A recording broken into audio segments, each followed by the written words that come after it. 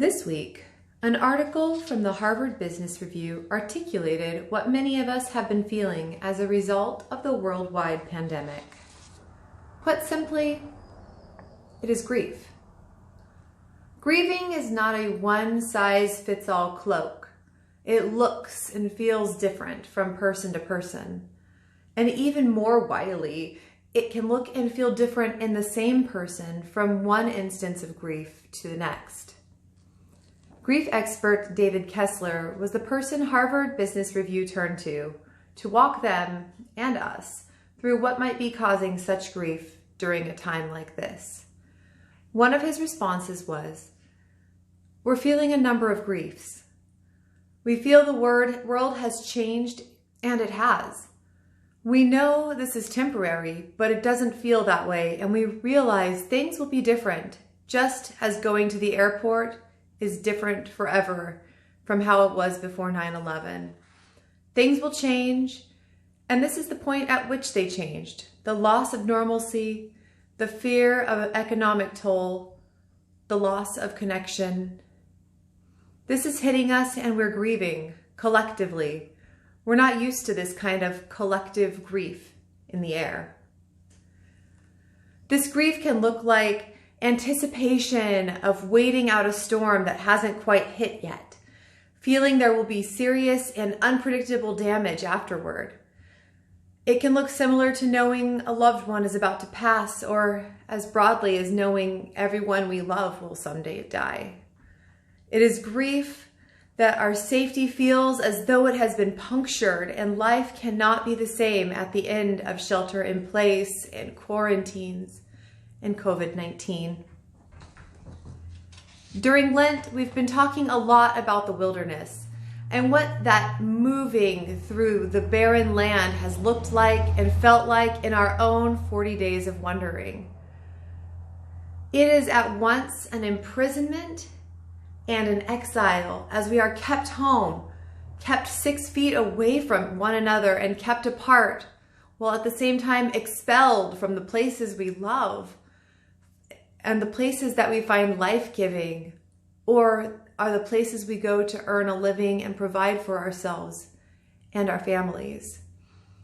The impending doom feeling has been heavily weighing on me personally. Looking at statistics and charts, showing our own numbers climb locally, and worrying that we are about to be completely overwhelmed within a few weeks.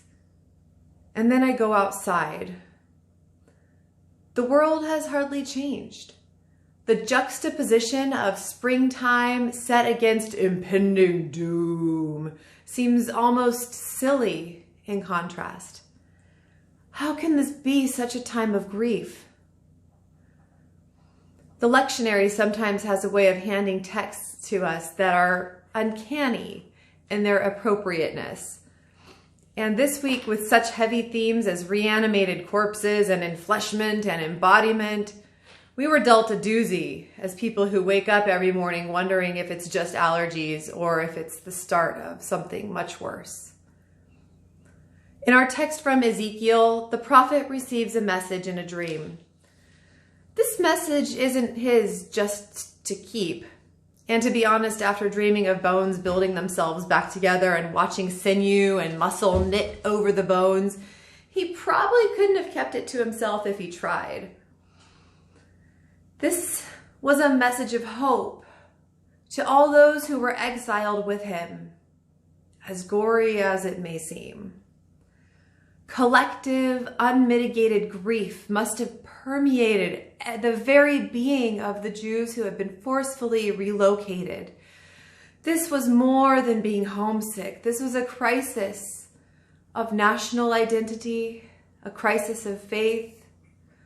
The world still turned, yes. Birds still sang, flowers were still blooming. The sun didn't care that the people of Judah's hearts were broken. It still shone as brightly as before, but everything was wrong. Not only had they been severed from their home, but it felt as though they had fallen into a million pieces, dry bones scattered where once there was a thriving and robust community life. Can these bones live?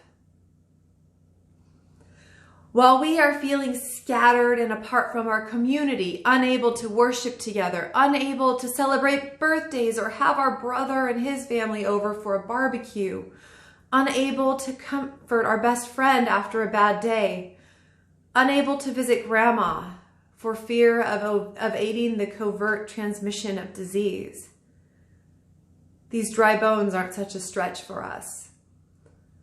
While I wouldn't go so far as to say we feel dead inside as a result of our shelter-in-place quarantines, well, unless you have kids that you're trying to homeschool while doing all of the other things all the time, then yeah, maybe by like 7 o'clock you probably feel a little bit dead inside.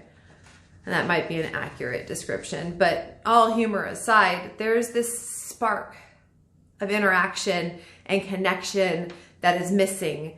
There's a fear that we may have many funerals to attend if we don't keep ourselves in place.